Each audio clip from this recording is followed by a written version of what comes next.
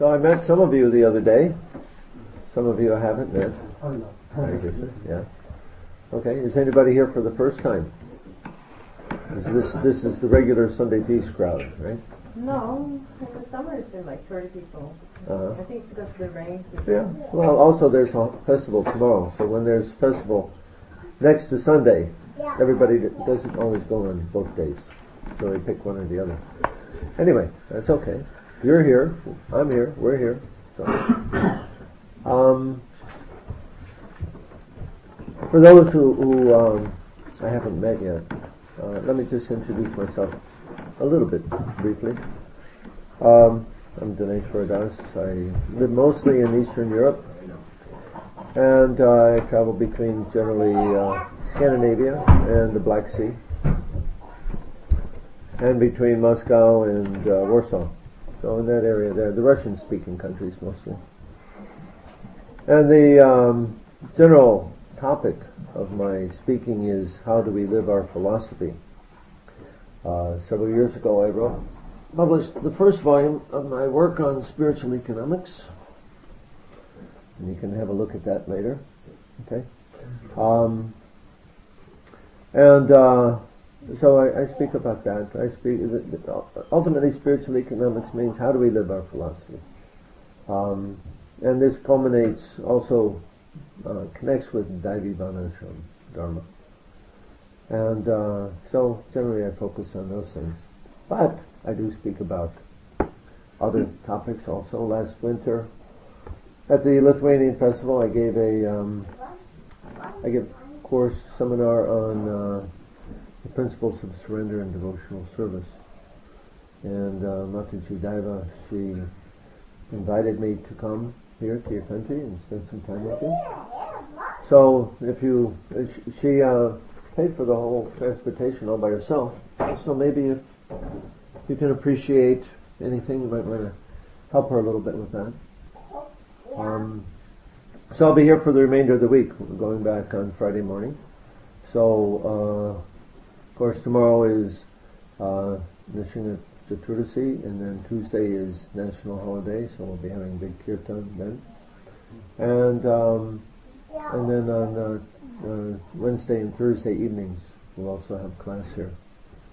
So please come if you can, if you're able to, and we'll continue the discussion. So, enough about me. I'd like to get some idea of who's the newest person here, just so I can understand how to tailor my comments. Who's the newest member of your group?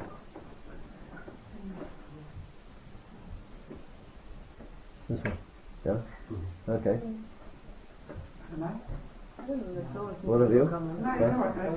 The young man in the back and the young man in front. Yeah, he's also. How long? How long are you coming? 3 years. Okay. Okay. And I should ask, everybody understands my English well enough? Huh? If you don't, then just raise your hand and we'll have somebody translate. Okay.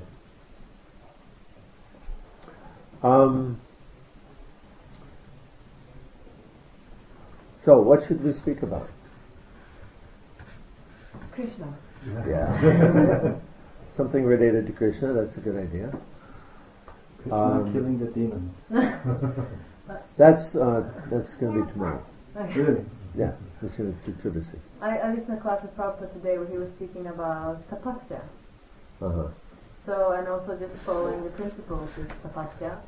And he was also speaking about this tapasyani, this Ladaji who had a husband who was blind and following this. Right.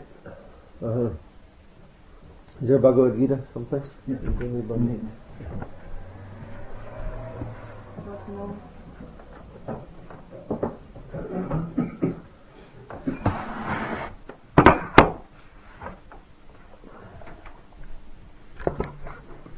Maybe not everyone knows what tapasya means.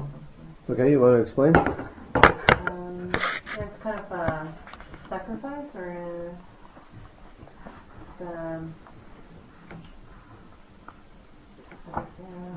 Austerity. Austerity, yeah.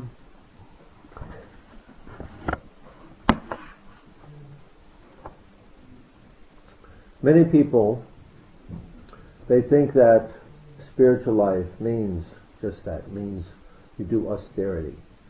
They have this idea that saints, that they live in a mountain cave, or they go to the desert, or they stand in a cold, icy river in the middle of the winter, and things like this. And or they go in caves. In Kiev, for example, there's a Christian monastery, very old Christian monastery dating from the 15th century.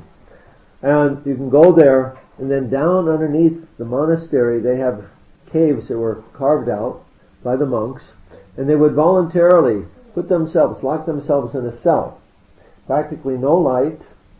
They wouldn't go outside for years at a time. They would, there was a little hole in the doorway about this big, and they'd pass bread and water through that. And inside there was nothing except a stone bench that they would sleep on. And of course, it's cold down there. And for toilet facilities, I don't think they had anything down the hallway, so they were staying in some very uncomfortable conditions.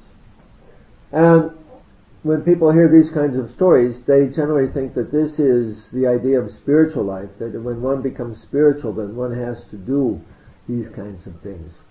We hear about Jesus, he goes to the desert for 40 days. I don't know what Muhammad did, but probably he did something like that also. In the cave. He lived in a cave. And so this is the general idea of spiritual life.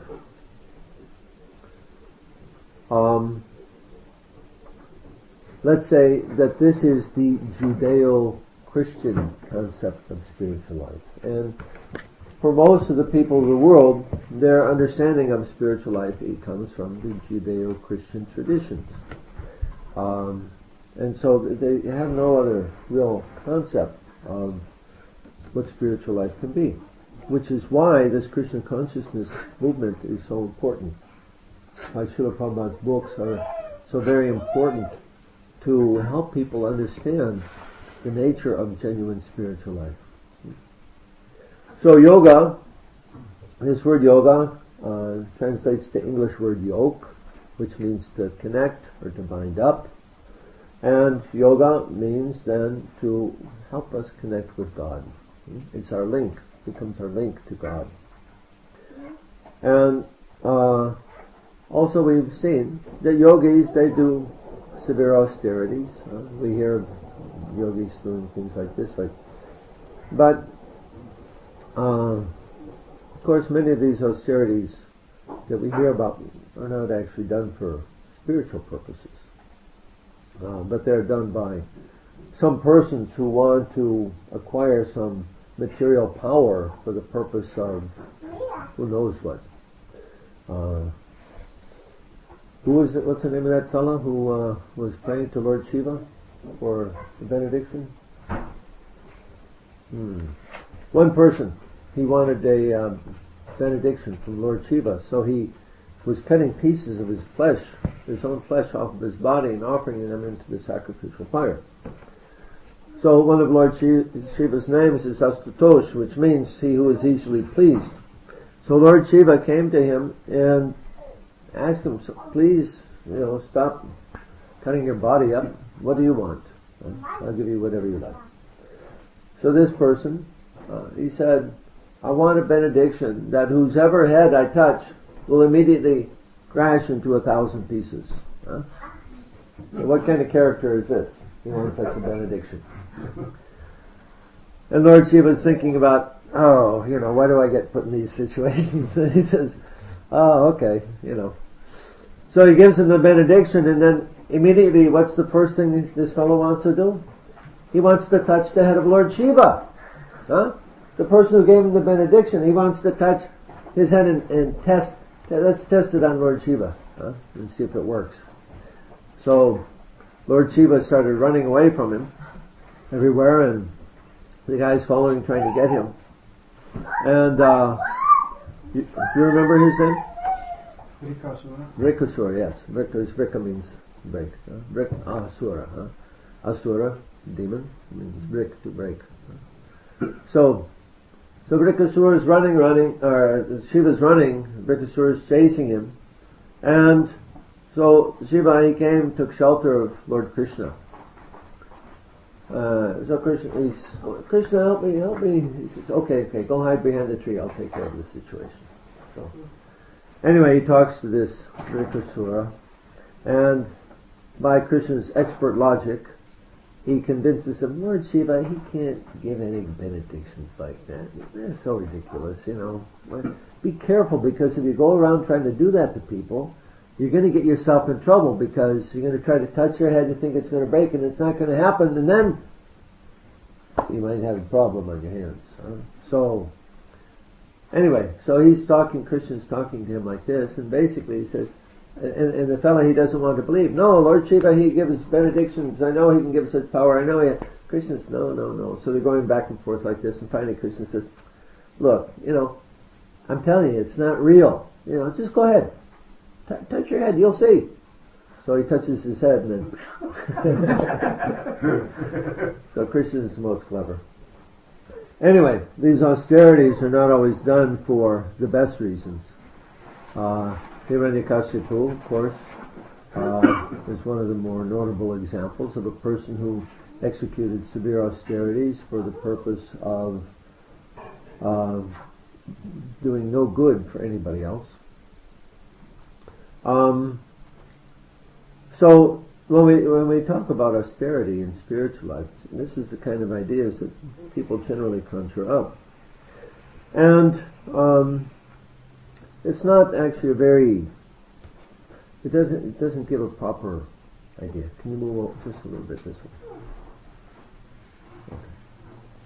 It doesn't actually give us a proper idea. In the 18th chapter of Bhagavad Gita, Krishna speaks about austerity.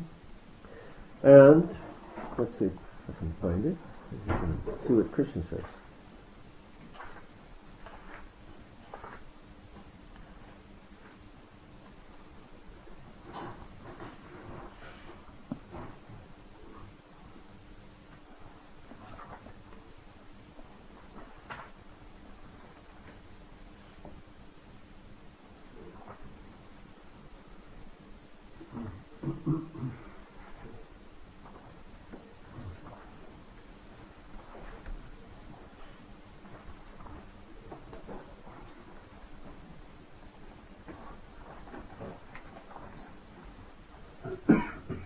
In the 18th chapter of Bhagavad Gita, Krishna is giving an explanation of various different qualities according to the gunas, or the three modes of material nature. Anybody does not understand the gunas? No? So we all understand, huh? Okay. You can probably repeat it. Okay. So, earlier in the Bhagavad Gita, Lord Krishna is explaining how this material energy works. It has... the material, Krishna explains that there's 8 different kinds of material energy. There's earth, water, fire, air, ether, mind, intelligence, and false ego. So there's 5 gross elements and 3 subtle elements. And then besides that, there's the superior energy, the living beings, or the jiva souls, ourselves. And so this material energy works in a particular way, according to what's called the gunas, or the modes of material nature. Let's say, everything in this material nature has its own quality. Besides the qualities of hardness or color or something like that, they also have a particular influence on the consciousness of the jiva. And so those influences are categorized in there's 3 broad categories called goodness, passion, and ignorance, or sattvagun, rajagun, and tamagun. And each of these qualities, they have their particular influence. Goodness, for example, raises the consciousness. Ignorance degrades the consciousness, covers the consciousness up. And Rajagun is the influence under which people are motivated to activity. So this gunas, this is actually a very important science. One can study the human psychology from Bhagavad Gita by understanding these gunas. So Krishna gives basic explanation in the 14th chapter of Bhagavad Gita. And then in the 18th chapter he goes again and he's explaining knowledge, time of day, different kinds of work, and so on, and also austerity, and all these according to the different gunas. So, also in 17th chapter. I'm not finding it in 18th, so maybe it's in 17th. Okay, yeah.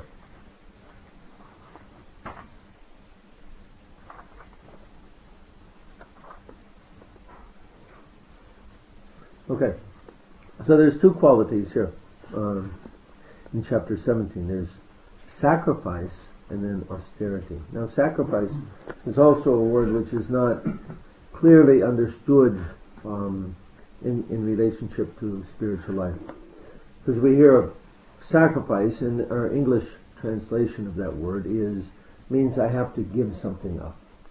I forego something. I do without something. That this is a type of sacrifice. And this is a general kind of understanding that comes to mind when we hear that word. But Krishna here, he explains these different kinds of sacrifice. And we'll begin with this. This is from chapter 17, text number 11. Of sacrifice. The sacrifice performed according to the directions of Scripture, as a matter of duty, by those who desire no reward, is of the nature of goodness. So activities done in the quality, with the quality of goodness, they lift the soul up. This means that the consciousness becomes more and more clear, less covered by illusion, and if not helping the individual to attain spiritual emancipation in this life, at least gives him a heavenly reward, and in the next life he again begin at a higher level of advancement. Let me continue reading these three, and then I'll discuss them together. For the sacrifice performed for some material benefit or for the sake of pride, you should know to be in the mode of passion.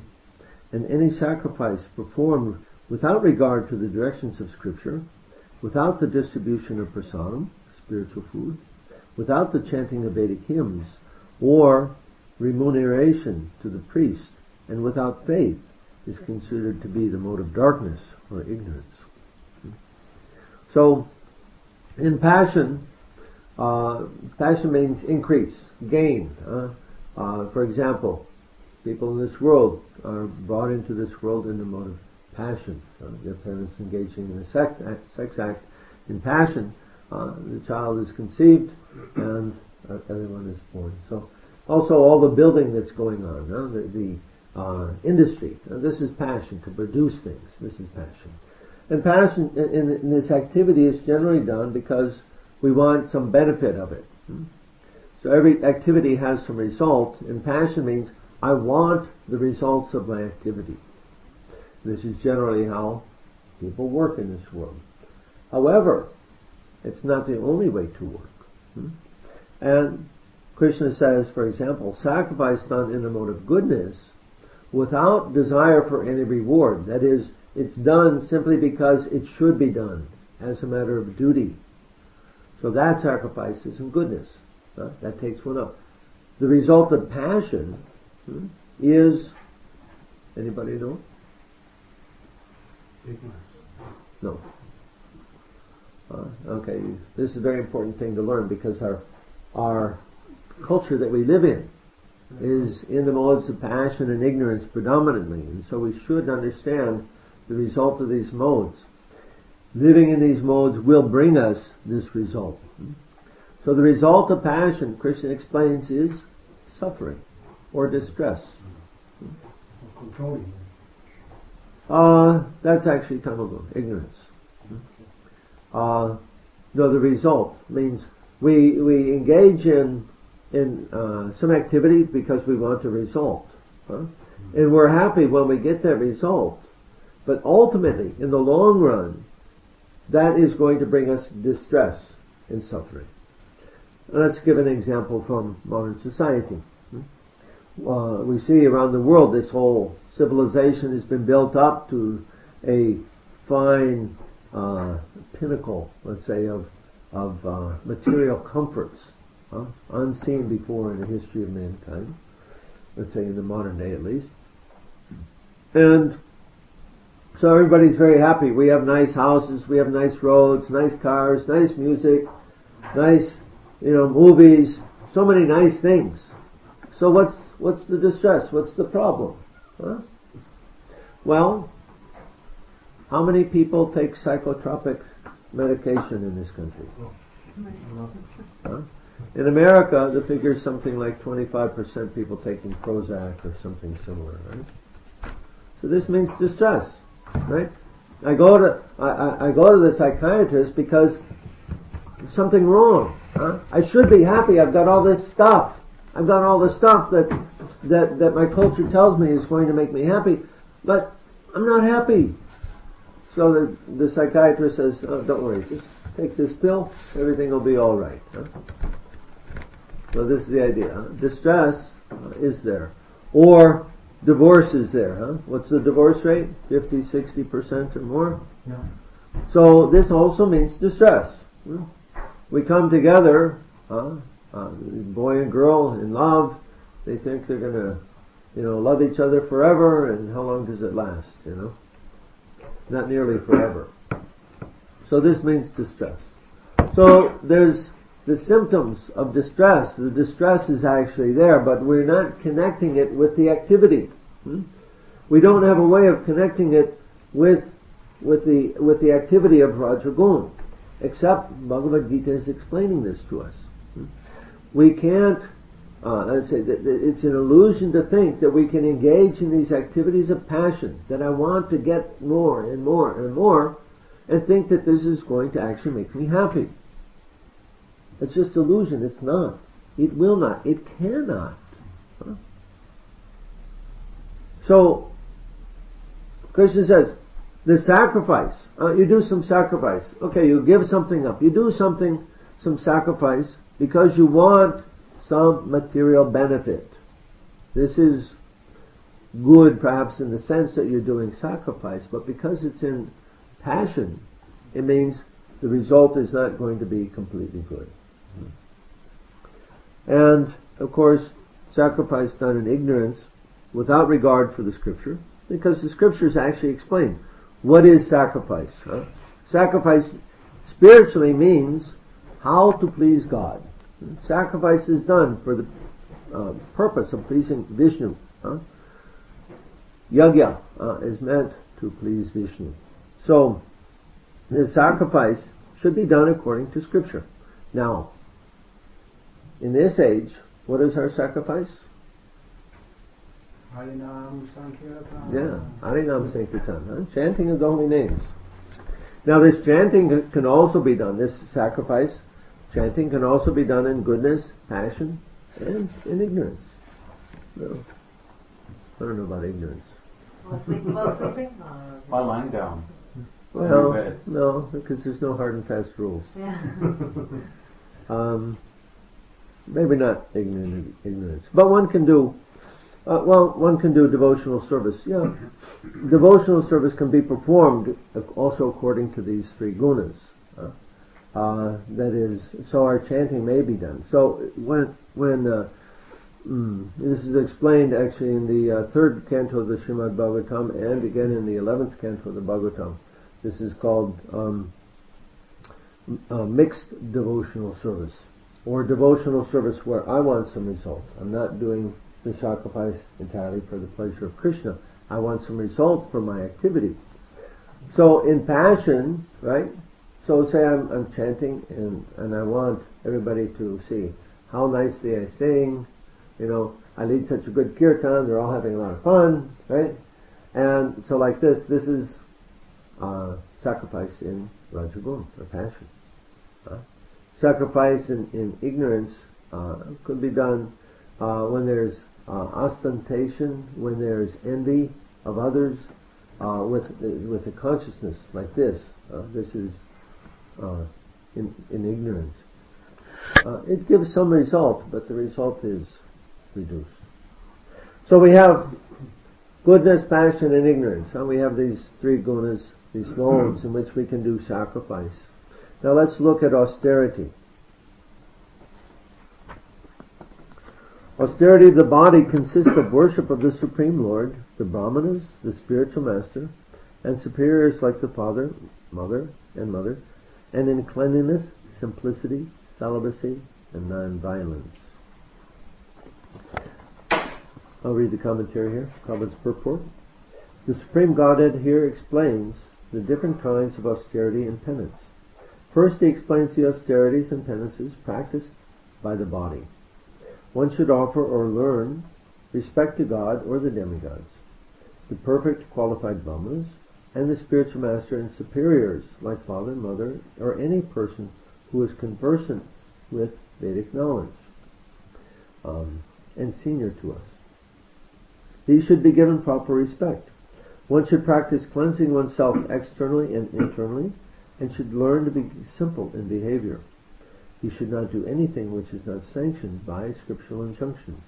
He should not indulge in sex outside of marriage life, for sex is sanctioned in the scripture only in marriage, not otherwise. This is called celibacy. These are penances and austerities as far as the body is concerned. Text 15. Austerity of speech consists of speaking words that are truthful, pleasing, beneficial, and not agitating to others. Also in regularly reciting the Vedic literature. Report. One should not speak in such a way as to agitate the minds of others.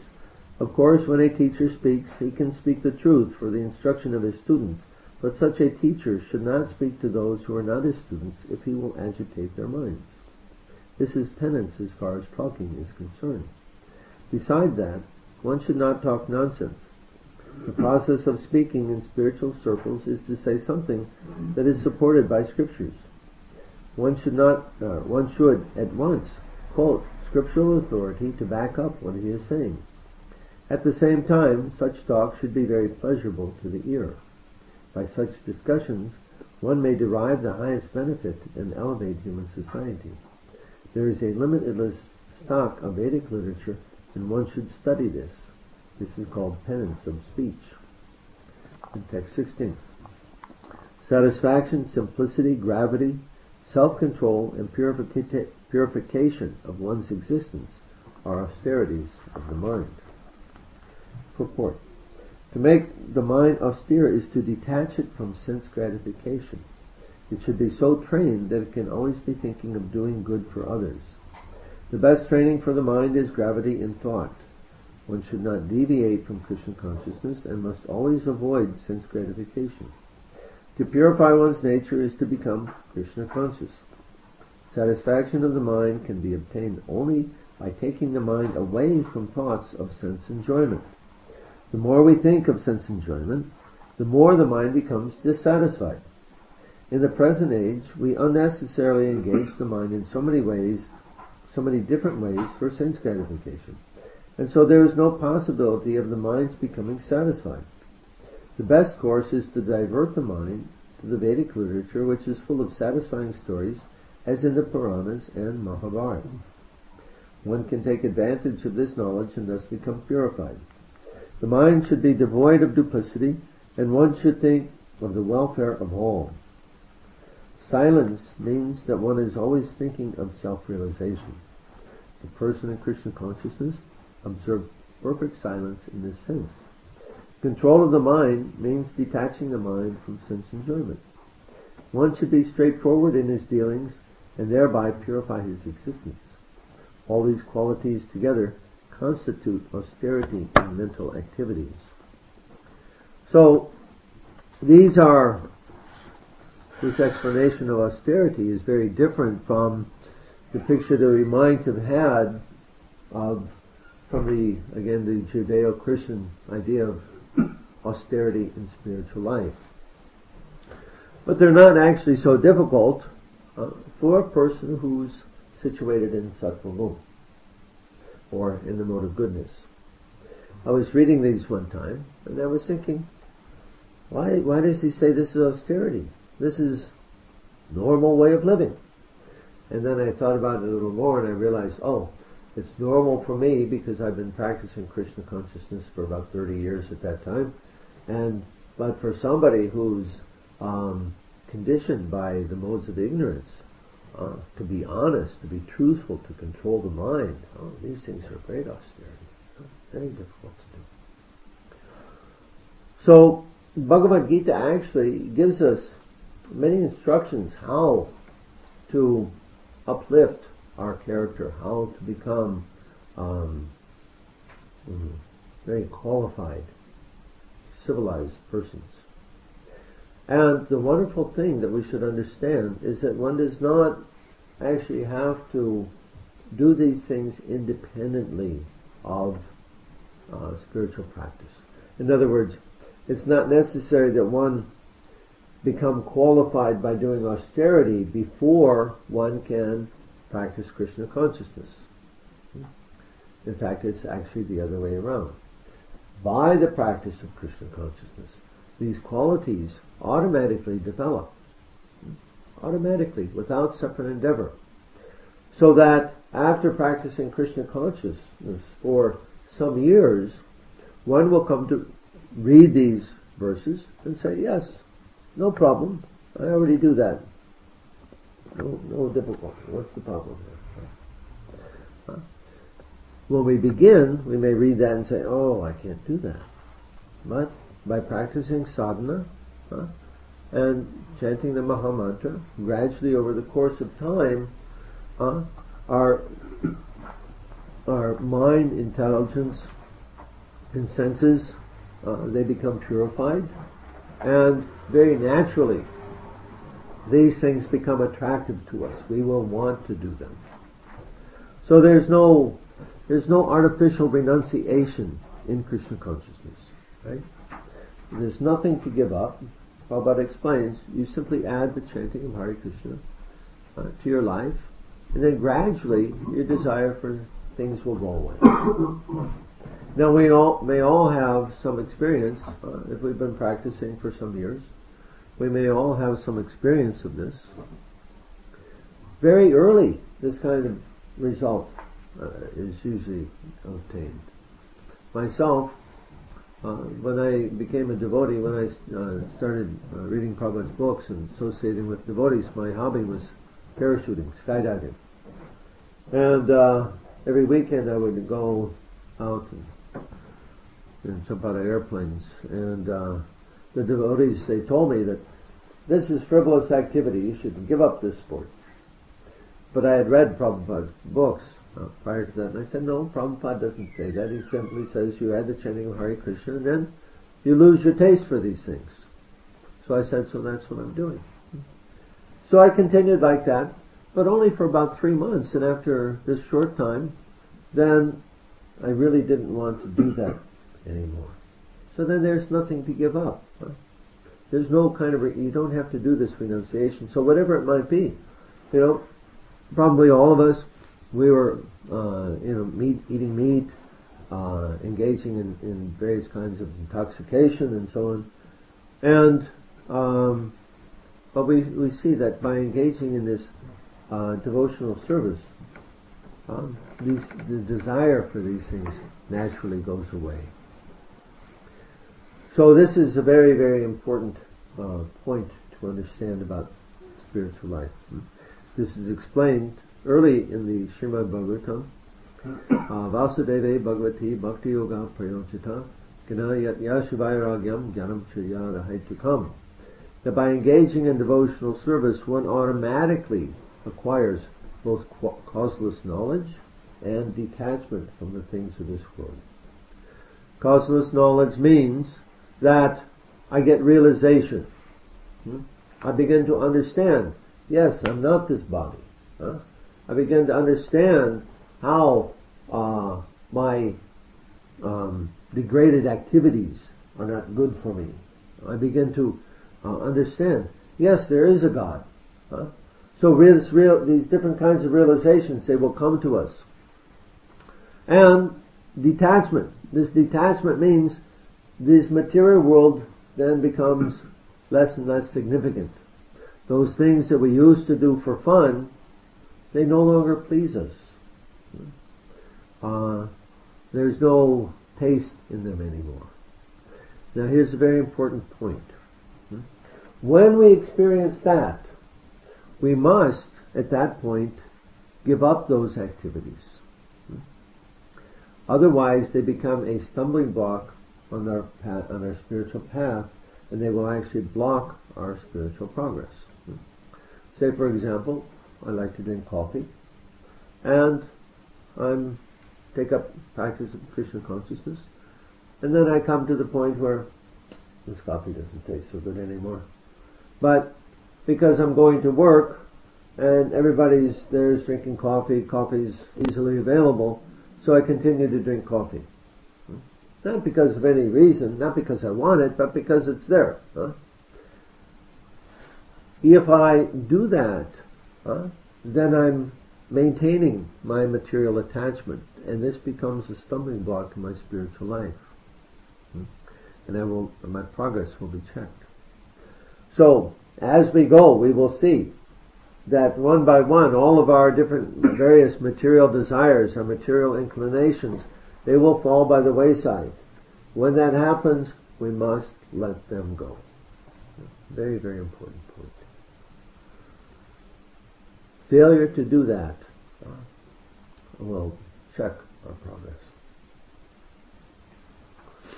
So, there's actually no real austerity in Krishna consciousness in this sense, because there's really nothing to give up. This process is completely joyful, simply chanting, dancing, and feasting. And by doing that, by continuing to do that, then gradually all these anarthas, or these unwanted things, they will simply go away. And then life becomes more and more joyful. So this is a great science, and we should all study this science, understand very carefully how it works, what to do, what not to do. Our acharyas, they've already gone the path of self-realization. They've marked the path for us, right? Just like here, in your country, you have so many mountains, and perhaps you go hiking in the hills and so on. So sometimes, if there's a path, which many people go, any path to the top of the mountain. When you go on the path, you can't see the top of the mountain. You can only see, 10 or 20 meters in front, right? And then, as you continue, you see more. So the acharyas, they blazed the trail. They've marked the path for us. And if we deviate from that path, just like you get off the path going up the mountain, you might wind up in trouble. You can't remember, how do you get out of here? What's the way down, So that can also happen in our spiritual life. So we have to be very careful to understand the instructions of the acharyas. Rupa Goswami, principally, he's given us very important books, Nectar of Instruction, Nectar of Devotion. And they give the very basic outline, what to do, what not to do. So please study these books, learn them carefully, and apply yourself, not artificially, but gradually, by desire. By increasing desire, it will come, and one by one, all the anarthas fall away. Then there's this austerity. Not really austerity. Okay, so let's stop for discussion. Yeah. Can I ask you a question? You say you give the example of giving up coffee, that after following the process, it's just something when you feel like you don't have the desire anymore, you shouldn't continue just because you're going to work, right? So I'm wondering, well, I have this urge to give up working. Yeah.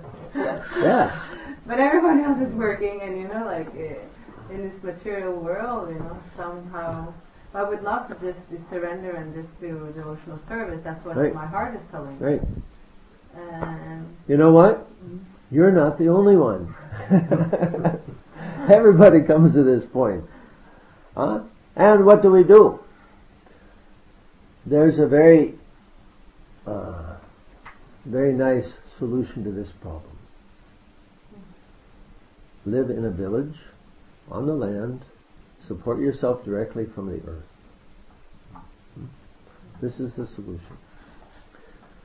Unfortunately, not many of our, let's say, earlier devotees have chalked out this path.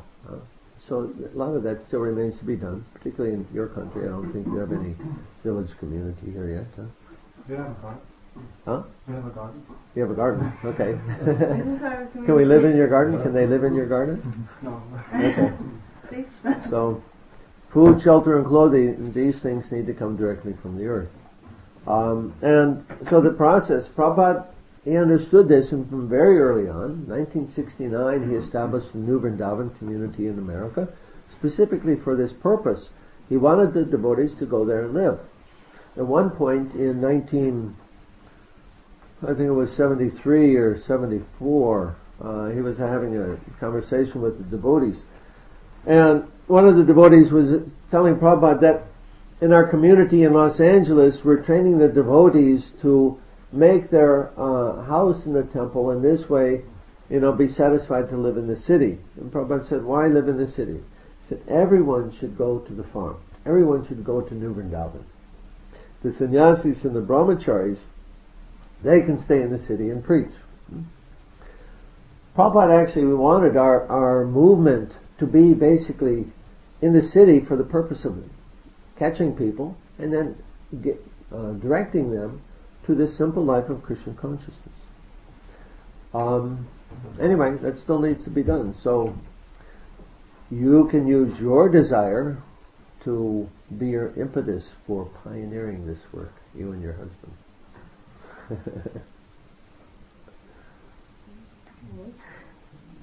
Because otherwise, what happens? And this is going on. The devotees say, "Well, I have to maintain myself, so I have to do my duty. Right? My duty is in the city to make money." No, that's actually not correct. One has to maintain the body, yes, but the proper place to do that is in the village. Because, for example, every one of our shastras, we are told in Bhagavad Gita in 3 places by Lord Krishna to live apart from the general mass of people, to not mix with materialistic people. Now, when you have a job in the city, how do you do that? It's impossible. You can be a night watchman, you can do some kinds of things. You can drive a truck, I suppose. In this way, minimize your association with people. But, but we don't see most devotees doing that. They have their job, and consequently, by mixing with materialistic people, one picks up their values. Now, I experienced that myself in after I'd been a devotee for about 15 years. I was working as a stockbroker in San Francisco. And San Francisco, like here, is a cosmopolitan place. People are driving all European sports cars, right? BMWs and Mercedes and like that. And so after working in that environment for 2 years, I also find myself picking up the same values, right? I'm driving a BMW and, I'm, identifying with this whole thing that everybody else is doing. And then after some time, Krishna gave me a glimpse of reality, and I saw what I was doing, so I left that activity. But that's what happens. When we associate with people, let me explain what this principle of association, how it works. Because we're advised, don't associate with materialistic people. So sometimes devotees will say, well, I don't go and get their association, I give association. Right? I'm a devotee and I'm explaining to them about Krishna, so I'm giving association. So let's understand this principle of association clearly, how it works. When I associate with somebody, I want something from them. This is what it means. So, for example, I'm in a work environment. I need to be accepted by the people that I work with, right? I need to have their approval, their acceptance. This means I want something from them. And so to have their approval and acceptance, I have to be like them. I have to take up their values. They're drinking coffee, I drink coffee. They're drinking liquor, I drink liquor, right? I've even heard one devotee say, I guess he was a lawyer or something, and he was saying that they all drink liquor, so I have to drink liquor. Right? It's part of my job. Huh? Like this. You see what happens? Where does it stop? Once you start going down that road, When the bottle's finished. yeah. And then when the girls come out?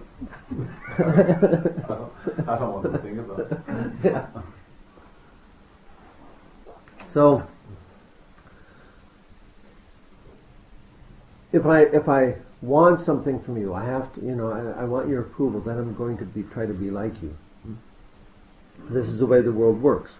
And generally speaking, when you're in a social situation, the sociologists, they've studied this, and they find that people have to be within 15% plus or minus of what other people are like. This means your dress cannot deviate too much from the people that you associate with. If they're all dressing in high fashion, you have to also be in high fashion. Otherwise, you don't get accepted. If they're, going down to the bar after work, they expect you to go down to the bar. In one of my jobs, I was working as an engineer, and the company, they have banquets all the time, and so we'd go for the banquet, and everybody has their steak on their plate, and so I go for the banquet, and I've got a baked potato, right? And of course, for a meat eater, a baked potato seems like nothing, insignificant. What do you? So my being there, just having a baked potato, makes the other people feel uncomfortable. It's just like, he's not one of us. Right? You don't fit in. Right? I wasn't drinking, I wasn't eating meat. And so you can't, it's very hard to be accepted. You don't fit. So, forget about having any kind of career, or if you do want to fit and you do want to have a career, then you have to be like them. So, this is why our acharyas, they tell us to live apart from the general mass of people, to not associate with materialistic people. And of course, Prabhupada, he tells the principle the other way, that we should associate with devotees, particularly the devotees who advance in Krishna consciousness, because by that association, we also want to be like them. The principle works both ways. So our acharyas, they've instructed us like this. Now, one is not expected to do everything immediately, but as we make progress, as you're experiencing, Mataji, as you're experiencing this detachment, now, how do you act on that? Quitting my job. Yeah.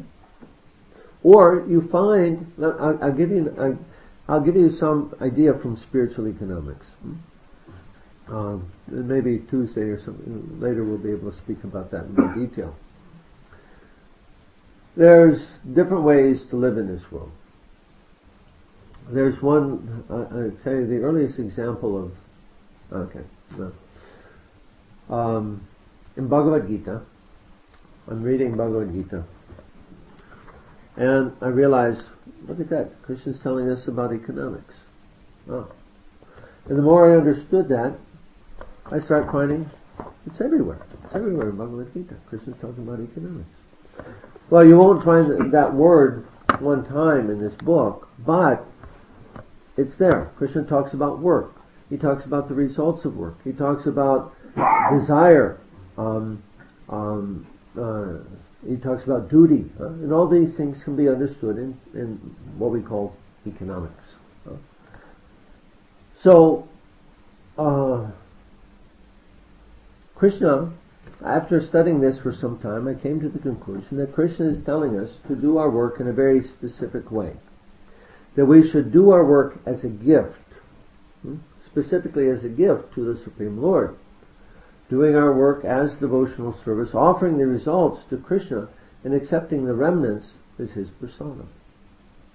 So, a gift economy. Krishna's telling us that we should practice a gift economy. Now, this is not impossible. Sometimes when I tell devotees about this, they say, impossible. Nobody can do that. But actually, it's very possible. In fact, it's being done all over the world.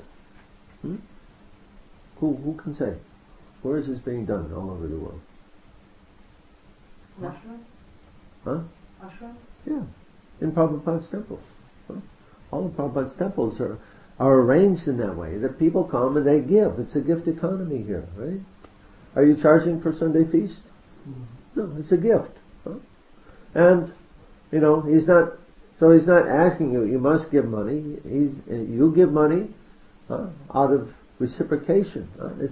Everything is a gift. So we can live our entire lives this way. We have to simply look and see, what do I want to give? In all of us, we have many things to give. It's not that, you have a job and you do one thing, right? I'm a carpenter, I'm a lawyer, I'm a banker, whatever, right? And this is who I am. But actually, all of us, we have many talents, many abilities, we have many things to give. And if we act in the gift economy, then we're not limited by some definition, I am this or I am that. Huh?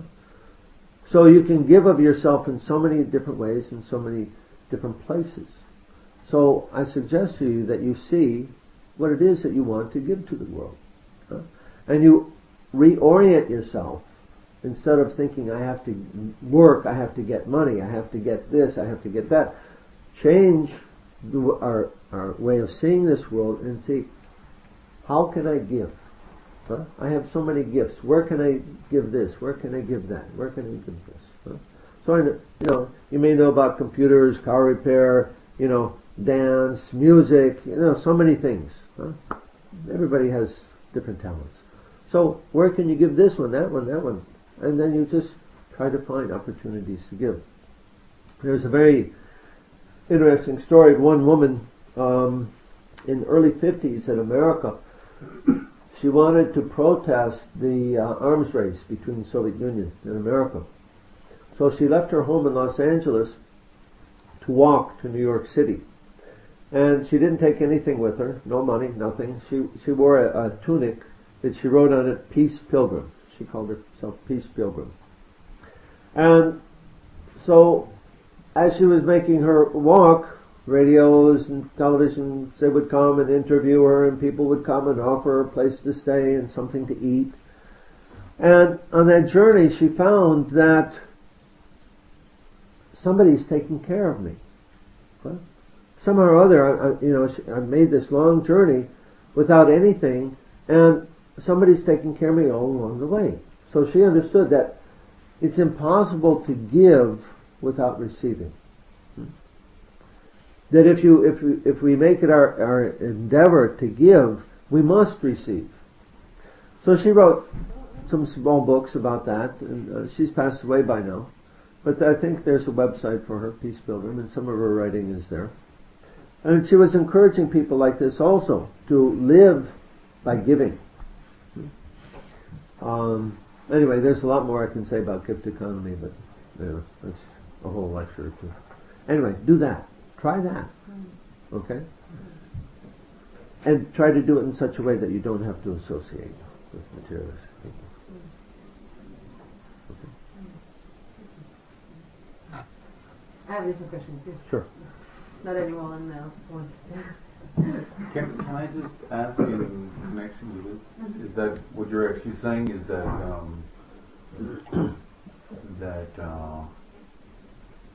as we surrender to Krishna, He rewards us accordingly. So that's what he says. Yeah. So why don't we just depend on that? Yeah. Why don't we just? Why don't we? Yeah. You're doing that. You're right. Yeah. I mean, it's practical. I can see how it works. I mean, when you do it, because it's of course I think about it because I see how the rest of society is completely mechanical. Everyone has to meet at work at one time, and they work, someone tells them, controls them, and at the end of the month they just get the money, they just put their intelligence, and they don't think about this, how they're doing everything mechanical. And Krishna, he really wants us to think non-mechanical. He wants us to think how we, like this lady, when she was doing her walk, she had a realization, because she was seeing that she gives and then she gets also. Yeah. In the 18th chapter of Bhagavad Gita, Krishna says, just depend upon me and work always under my protection. Hare Krishna. In such devotional service, be fully conscious of me. So Krishna is asking us, yes, to work under his, come over to the side just a little bit so I can see the people behind you. No. Can't sit with your back to Krishna. Oops. There, right there. Okay. I have to be able to have eye contact. So, Krishna is asking us to depend on him. He is our maintainer. Nityo nityanam chaitanas chaitananam eko bahunam yo vididati. Come on, there's one eternal amongst all the eternals, and he's maintaining all the others. So Krishna, he's maintaining this whole cosmic manifestation, all the living beings on this planet. Krishna is taking care of them. Isopanishad explains that Ishavashamidam sarvam yatkincha jagacham jagat teniktikena bunchitam agridha kashisvidanam. Everything animate and inanimate in this universe is controlled and owned by the Lord. Therefore one should accept only things which are necessary for himself, which have been set aside as his quota. So it explains, Prabhupada explains in the purport, that we all have our quota. Krishna has given us this body, and this body has certain needs. And those needs have automatically been provided by the Lord for our maintenance. And we can depend on that. We can have faith in that. And if we orient ourselves to reciprocate with Krishna, relationship means reciprocation. Krishna is given to us. If we see all these things that come into our lives, that this is sent by Krishna, then we will have proper understanding. Just like before we take prasadam, we sing this prayer, Surya Vijajam. This prayer is an acknowledgement that my Lord, he has sent this prasadam to maintain this body. He's given me not only just food, but he's given me spiritual food, to both maintain the body and to help me make progress in spiritual life, to bring my senses under control. So, he wants us to live like this. And if you make some endeavor like that, you make a little endeavor like this in different ways, you try, and you will see how Krishna reciprocates with you. And one, to do that, one has to, let's say one should be bold enough to put themselves in a situation where they have to depend on Krishna. Usually we take shelter of something else. We take shelter of money, we take shelter of people, we take shelter of so many different things. But if we put ourselves in a situation where we're depending only on Krishna, then we will see how Krishna actually reciprocates with us. And one very nice way to do that is with book distribution. If you go out to distribute Prabhupada's books, and you have no idea, he will tell you so many stories, so you have no idea who you will meet during the day, but you ask Krishna, please send me somebody who wants this book, who's looking for spiritual knowledge. And you have, you just depend on Krishna, and then you try, and you will see. But you have to associate with materialistic people, or you're not. But you're meeting, what you are doing, Sankirtan. In this situation, there's nothing that you want from them. You want to give to them. This situation, you're giving association. You want to give them Krishna. So it's not that you have to dress yourself in a certain way to be accepted. We used to, when I first became a devotee, and many devotees still do, we'd go and dress like this, shaved head, tilak, dhoti, to distribute books. And it was, still very wonderful. No, we don't have to take association in those circumstances, only to give association. Okay, then the other question. Because you spoke about controlling the mind, and we had a discussion some days back about how it's because before I joined this con, I was doing lots of jhana meditations, concentration, chakra meditations, and you can really feel that during this practice your concentration gets better. So you're kind of using Zen meditation or something. You get kind of more focus and you get control over the mind. You feel like it at least. But when you stop doing it, it comes back. Yeah. But now you said in this verse, or you spoke about that, it's that we can control the mind. So can you please elaborate on how we can? I know that Prabhupada said that you beat your mind with a shoe in the morning and a stick in the evening. Bhaktivedanta. Bhaktivedanta, yeah. So it's that helps. It helps. It's a good thing to do. Yeah. But it means with the Maha Mantra and the Bhagavad Gita. Right? Yeah. But it's how. Okay. First, control the mind for what? For having it more peaceful inside there. No, that's not the idea. To be more devoted. That was a rhetorical question, but your answer is good. No, that's not the reason. That's not why you control your mind. So you better can hear this is the whole science is explained. Krishna speaks specifically the 6th chapter of Bhagavad Gita for this purpose. How much time do we have? 5 more minutes? No, okay. More time. Because I give about half a class on this. Go ahead. Go ahead. So I don't want to leave out the important parts. The prasadam? No, we won't leave out the prasadam. Don't worry. Okay. So Bhagavad Gita, Krishna's telling us about self-realization. The beginning of self-realization. Okay, there's 2 aspects of understanding self-realization. I am not this body. Right? I am not the mind, and neither am I the things that I own. This false ego is called expressed in the term I and mine. I am the body, I am the possessions that I have. So self-realization means to free ourselves from identification with these things and to transfer our identification to the eternal things connected with Krishna. This is what self-realization means.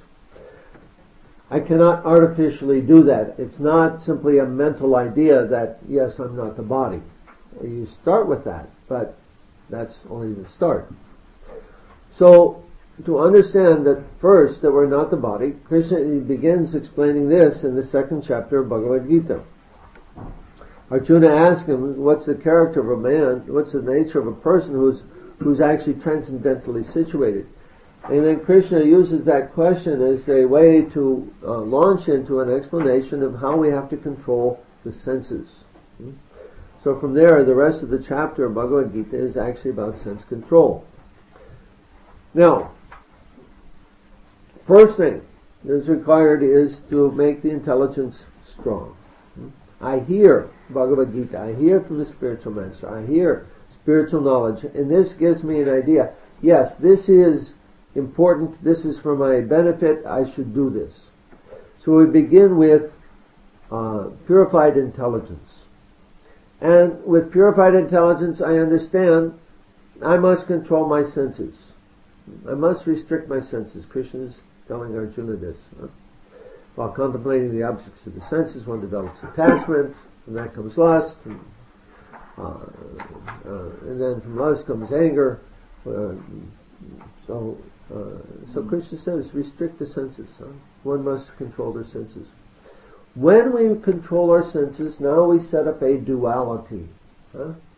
My senses, they're desiring sense objects, but my intelligence is saying no. So there's a duality. The senses want, and something else is saying no.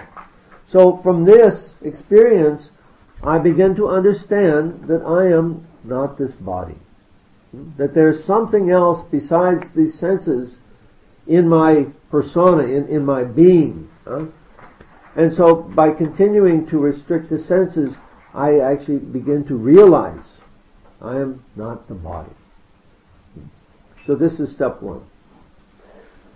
Then we have to also give up the idea that I am the things that I own. So Krishna, this is such an important point. Krishna, there's 2 entire chapters of Bhagavad Gita devoted to this. Chapters 3 and chapters 5, called about Karma Yoga. How to work in this world without being attached to the fruits. Because I'm working for the result. I want that result, which is creating karma, forcing me to be born again. So Krishna says, no, you give it up. You act as a matter of duty. So that's the next lesson. I'm not the body. I'm not the things that I think I own. I'm not these possessions. I'm something different from that. And then later, after we have some experience, then the more difficult part comes. I am not the mind. So the same thing with the intelligence. We learn how to control the mind. And we have a process for this in Krishna consciousness. What's it called? Japa. Japa. Very good. Yes. The whole idea of japa is to focus the mind on the sound vibration of Krishna's name. The mind naturally wants to wander away. So Arjuna is complaining to Krishna. It's easier to control the wind than to control the mind. But Krishna says, no, it's possible by practice and detachment. So one has to practice japa. Is it written J-U-P-P-A? Japa? No, japa. J-A-P-A. Japa. Okay. So this is chanting. Chanting on beads. Japa. So the mind wanders away. Krishna says, bring it back. So we have to practice like this. And so I recommend that you think about your japa not as something that I have to chant with the lips, right? But I have to practice. I practice japa. This means I practice to control the mind. And I can give you a little technique. Generally what happens is we say, yes, I'm going to focus my mind on the holy name for one whole round, right? 108 beads. And we start out with good intentions, and then about 5 or 6 mantras later, the mind goes off, and it's gone the whole time until we come back to the head beat again. It's time to turn around the beads, and then we go, oh, yeah, where was I? We all have experience. So here's a little technique that you can use to help you. I call it the reset button, right? We need a reset to bring our consciousness back, but quicker than 108 beats. So how about 3 beats? Can I focus my mind on the holy name for 3 mantras? 10 seconds. Let me practice. So with your right hand you're counting on your mala, and with your left hand you can count 1, 2, 3. 1, 2, 3 mantras. So you count. Hare Krishna, Krishna Krishna, Hare Hare, Hare Ram, Ram, Hare Hare. Hare Krishna, Krishna Krishna, Hare Hare, Hare Ram, Ram, Hare Hare. Hare Krishna, Krishna Krishna, Hare Hare, Hare Ram, Ram, Hare Hare. How did I do? After 3, then you look and say, okay, no, my mind drifted. Okay, let me try again. So 3 by 3 by 3. You do like this. And if you do a couple rounds, 3 by 3 like this, you will actually, it will train your mind, and you'll find it much easier then to continue like that. Okay? So controlling the mind is, what was your original question again? Is it possible? Okay. Yeah. So practice. Practice and detachment. Detachment means being willing to let go of all those important thoughts that I have to think about now, right? What am I going to do today? What am I going to tell him? What am I going to say to her? Blah, blah, blah, right? So many infinite number of things that are so important that I deal with now. So you keep with you your pen and your paper, and when those important ideas come up, you write them down. Say, okay, we'll deal with it later. But then you won't chant anything else. You'll just be right. Okay. If you're a manager. But it's very interesting. That's why you have to get up early, because before the Roger Goon hits, huh? Yeah. You get up early, 3 o'clock, and your mind is, things are actually easier then. Once you get into 8 o'clock in the morning or later, too late. Too many things to do. It's very interesting how you said that suddenly you're doing something else, because I find myself doing the japa and then I was like, oh, I need to water Tulsi. Now that I just finished a round, and then in the middle of the round I'm standing there with the water kettle, and then, and then I was like, oh no, I was supposed to finish the round. And, the mind just wanders off and it forgets so fast. Yeah. So you have to practice. Yeah. And detachment. Huh? This means like, oh, I have to water Tulsi later. Huh? I have to do this thing later. Huh? I have to be detached. Detachment means simply you let it go. Huh? Without detachment, very difficult. Because the mind...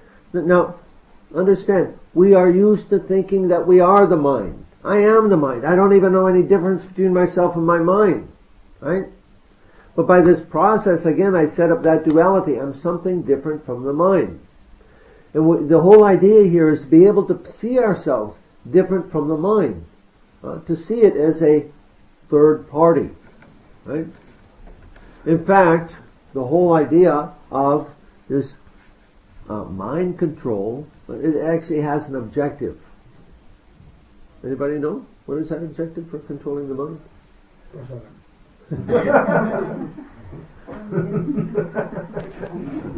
What do you mean, peace of mind? Or? Krishna gives a specific purpose.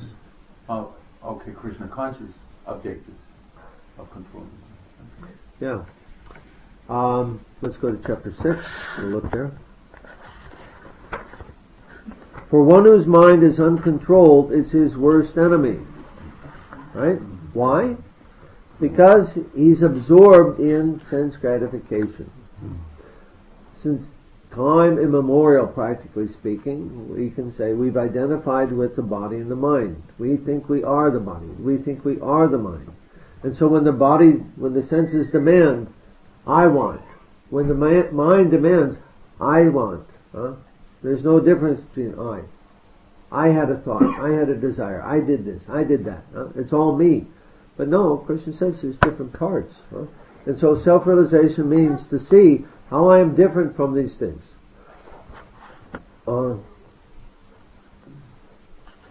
One must deliver himself with the help of the mind, not degrade himself. The mind is a friend of the conditioned soul, but his enemy as well. For one who has brought the mind under control, it's his best friend. But for one who has failed to do so, the mind is the greatest enemy. The greatest enemy because he's making us forget Krishna. And the greatest friend because when we bring the mind under control, the nature of the mind changes and he helps us to remember Krishna. Now here's the objective of mind control. For one who has conquered the mind, the super soul is reached. That's the whole point. There's how many voices in the consciousness? Trillions. 4. Which ones? Well, there's you, body, you, mind, intelligence, and the super soul. Right. There's four different voices there. Who's talking? Who is who? It's all me, right? I had an idea. This idea is good. That idea is bad. Super soul's telling us. He's our friend. He's telling us to do something. He says, take your umbrella today. It's going to rain. And then we get mental. We look out the windows. It's all sunny. Later on, what happens? So, who's who? It's very important. We get back here in the last chapter, 1857 and 58. What was the fourth? Can you just repeat the fourth? Well, it's the soul, the Diva, and Krishna, and the mind and intelligence. Okay. Oh. So the difference between the intelligence and the mind.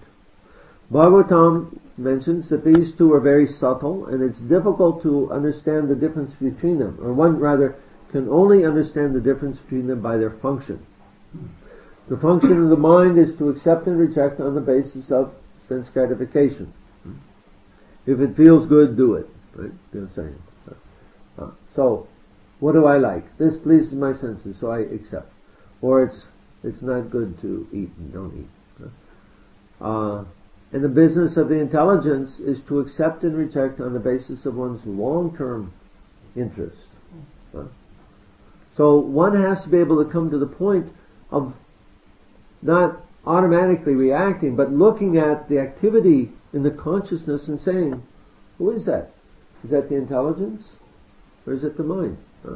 If it's the intelligence, it's something I should do. If it's the mind, let me check with the intelligence and see what he says. Right? What about the false ego? The false ego is very subtle, the most subtle of all the elements. And the false ego is, who am I? I am the product of this material energy. And so I'm acting as a man, as a woman, as whatever. I'm born into this world. What can I know? Mother. Right? And then I can know father. Then I learn about brother and sister. I learn about my house, my neighborhood, and I relate to all these things. I develop my sense of identity from these things that I see. That's the only way I have of having an identity. Right? I am the son, daughter of these parents. I am the brother and sister of these siblings. I have no other independent existence. I'm the citizen of this country, of this community, a student at this school. This is who I am. But it's not. This is the false ego. So, we have to, self-realization means to give up my identification with the temporary things of this material world and to transfer it to the eternal things of the spiritual world. I am servant of Krishna. I have a relationship with him as a lover, as a parent, as a friend, as a servant. And so this is the whole objective of our activity in spiritual life. So when the false ego is talking, who's that false ego? Well, where is it coming from? Again, we have to be able to observe the thought and see who is speaking. There's also, so this false ego, this can become real ego after some time. After we have to see, after we learn how to see everything in relationship with Krishna. It's okay. Sorry. And when we learn how to see everything in relationship with Krishna, then I'm Krishna conscious. It's no longer false ego. It's real ego.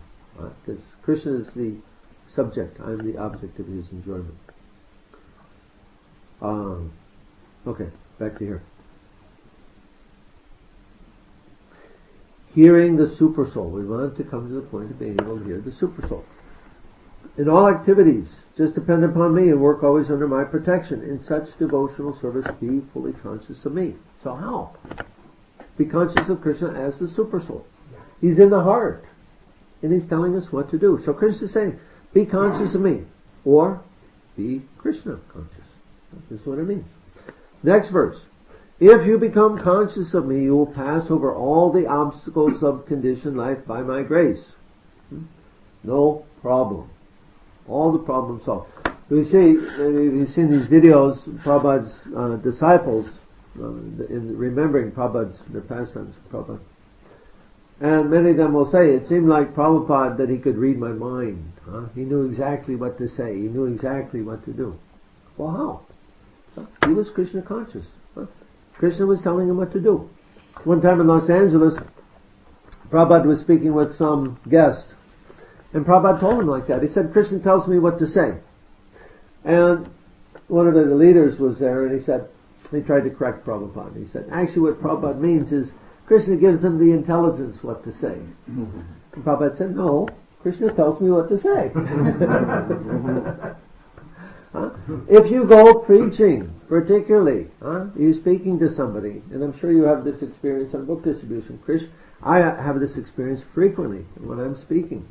Krishna puts the words in my mouth. Sometimes I don't even know what I'm going to say when I open my mouth and just something comes out. And sometimes it's amazing what comes out. So, Krishna, he says, if you become conscious of me, if you listen to me, he says, no problem. Everything will be, not that externally we may call it problems, but he says, you will pass over all these obstacles by my grace. If, however, you do not work in such consciousness, but you act through false ego, not hearing me, you will be lost. So, we have to learn how to hear Krishna. This is the whole idea. How to be Krishna conscious. And this is the whole point of bringing the mind under control. We want to get to that point, hear Krishna. Now, there's another challenge at that point. I've purified my consciousness. I can hear Super Soul. Now what happens? Surrender. Now I have my choice. Will I do what Krishna says or not? I have my free will. And I may want to exercise my free will by deliberately saying no. Right? Just like this child. How old? 3 or 4 years old? 3. They get about this age and they learn this word no. And it becomes a challenge for mom and dad. No. This is how we express our independence. This is actually the fact, if you study actually I'll speak about this tomorrow night in more detail. But the demoniac mentality, a demoniac person actually, this is exactly what they want to do. They want to deny God. And so they deliberately make the wrong choice just to express their independence. So we may also find ourselves doing that. And we have to, by trial and error, by repeatedly making the wrong choice perhaps, we finally come to the point of surrendering. And whatever Krishna asked, I do. And then life becomes wonderful. So, this is the whole science of Krishna consciousness, actually, in a nutshell. How to bring this mind, how to understand I'm not the body and I'm not the mind, how to bring the mind under control for the purpose of reaching Super Soul and then surrendering to Him. More questions? That's all your questions? Hare Krishna.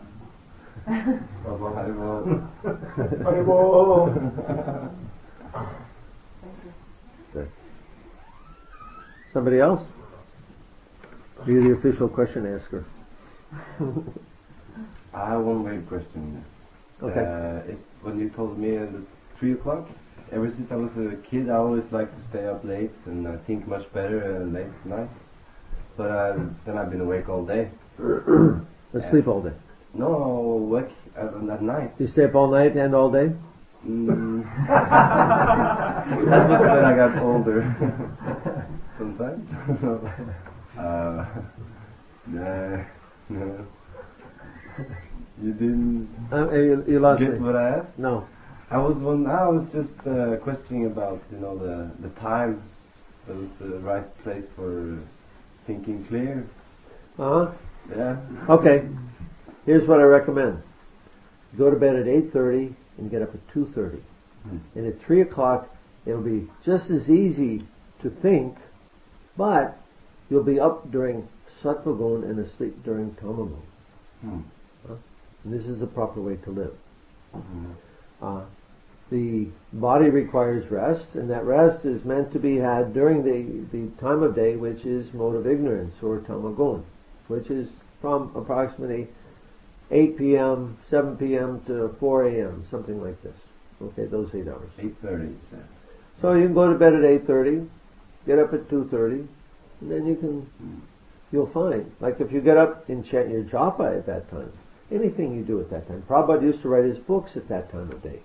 Because everyone else is asleep, therefore all the subtle vibrations. How do you express it? You know how to say these things. All the thought patterns everybody's sending out, right? Yeah, It's all, everybody's asleep. Yeah, that's what I liked when I was young, to stay up and think. Yeah, so don't stay up. Go to bed early and get up early. Okay? You try it like that. That'll be much better for you. But 2:30 in the morning, no nothing. It's too difficult. What AM, you know? what if some people don't find the inspiration to wake up? Even in like, I'll do my japa later in the day, it will always be done, And Yeah, this is called tamagun, the mode of ignorance. Procrastination, one symptom of tamagun. So, because we're conditioned souls, and because we're whimsical, because we're used to letting the mind dictate to us, the mind says, I want to do this. And we think, I want to do this. Because we don't see any difference between ourselves and the mind. If the intelligence is active, then the intelligence looks at that thought and says, which I is that that's speaking? Oh, it's the mind. Oh, the mind, he's my worst enemy. Oh, I don't want to follow my worst enemy. Right? So. Because I always, when we have a discussion, I was like, I always thought, ask myself, is it a soul or is it a false ego? Like saying this sentence or asking you. I never, thought it was four. I just put these two. So should I now start sorting it into four? Or is it enough to ask? Is it like the ego and Krishna? You have to erase your old system. It's sort of spiritual schizophrenia. Yeah. No, actually, it's quite the opposite. For you go to the madhouse, right? And the person who's mad, they have all these delusions. I think I'm this. I think I'm that. Right? I'm Napoleon. The devil told me to do it. Yeah, the devil told me to do it. So, so to become sane means to be able to understand what to do and what not to do. Now, how to know if it's super soul? We talked about the mind and the intelligence. How to know if it's super soul? The super soul's voice is different than that of the mind and the intelligence. There's a very interesting book called Heart Math. Heart like heart, math like mathematics. So there was a brain surgeon and a heart surgeon.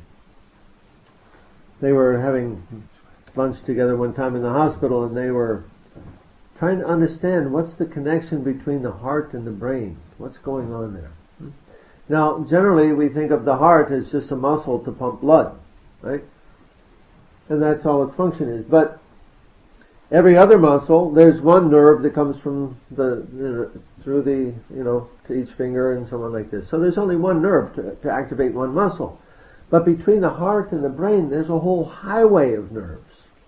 And they were trying to figure out, what's that all about? Why is there so many connections between the heart and the brain? So they decided that they were going to study that together. And what they found out, they did a bunch of studies with volunteers and so on, and I don't know the details of that, but what they found out was that many times the heart is telling the brain what to do. Now, because we understand that who is in the heart? Krishna. And the soul. The Krishna and the soul are in the heart. Therefore, it's very logical for us to understand that the heart tells the brain what to do. The problem is, we don't know how to distinguish this voice of super soul. So, first you have to distinguish mind and intelligence. You have to cover that part. Okay?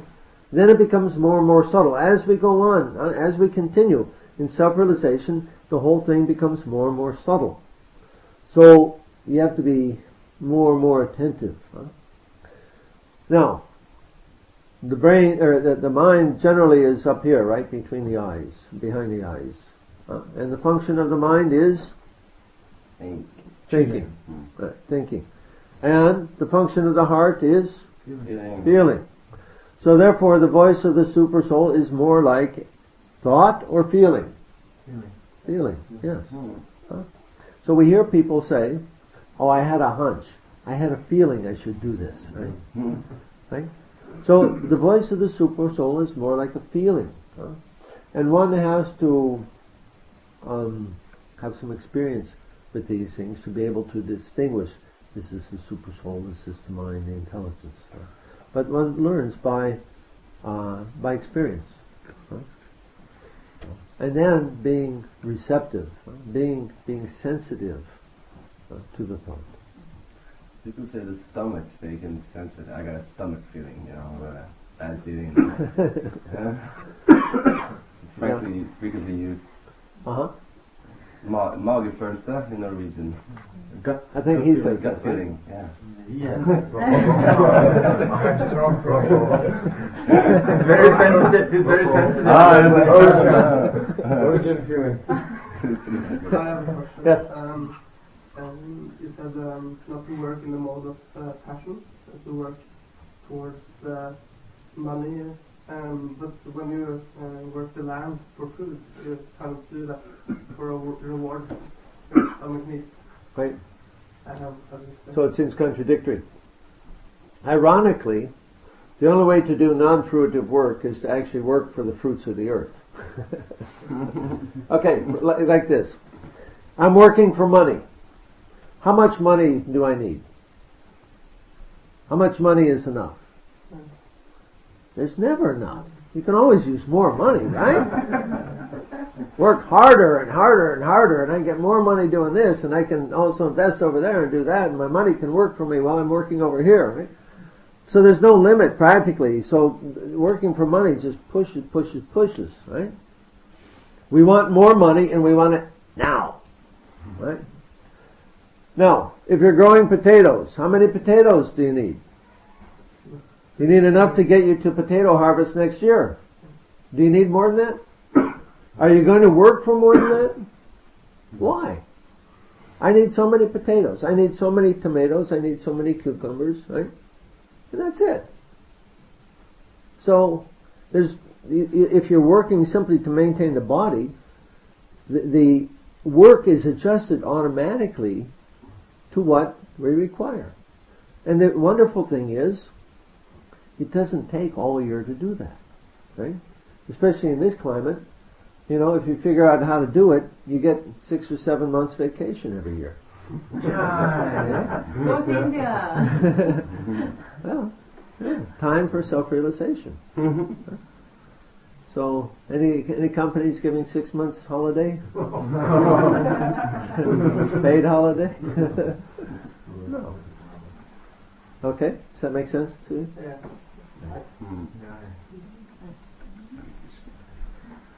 Okay, are we hungry yet? What do we do? Kirtan first? We do arati. Arati. African and Okay, so thank you very much for your association, and we'll see you tomorrow night for Nishinga Chaturdasi. Okay.